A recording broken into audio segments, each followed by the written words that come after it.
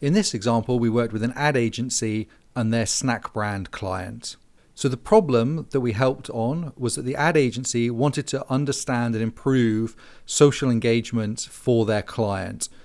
The agency also really wanted to understand better how their customers engage with the brand, and the subject of sport was a major focus for previous creative campaigns. Previously, the agency had struggled with low volumes on other social networks, which drove an over-reliance and dependence upon expensive focus groups, which were time-consuming and didn't deliver timely insight. So our approach was to develop filters using CSDL to address the brand brief. The first filter was focused on the brand itself and its key competitors. The second filter looked for a much broader engagement around the subject of sports.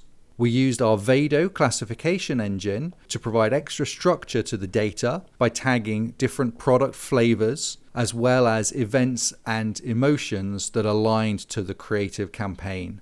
The first index captured almost 200,000 interactions over a 3-week period. The broader sports index captured almost 4.5 million interactions within 10 days. Using topic data, we found that many of the assumptions that the agency and their client were operating under were incorrect. First, the agency had an operating assumption that the key demographic engaging with their brand on Facebook were young men. In reality, we found that women over 35 were driving the largest volume of engagement on Facebook.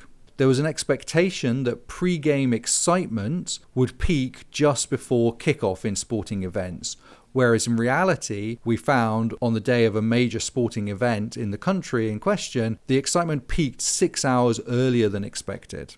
Finally, there was an assumption that people talking about enjoying sport would talk about enjoying that sport with their friends, whereas in practice we found that people spoke much more about enjoying sport and engaging in sport with their families rather than their friends.